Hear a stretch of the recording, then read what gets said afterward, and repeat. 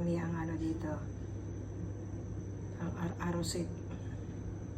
O diba, kamahal-mahal. Alam mo kung magkano yan?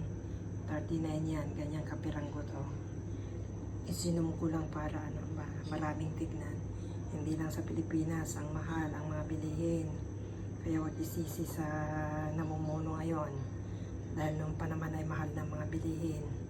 At yung mga anak, yung mga drug addict yan, huwag nyo isisi sa Pangulo na nakaupo ngayon. Dahil choose nila yun na maging addict. At yung mga walang trabaho, hindi kasalanan niya ng Pangulo. Maghanap kayo ng trabaho nyo.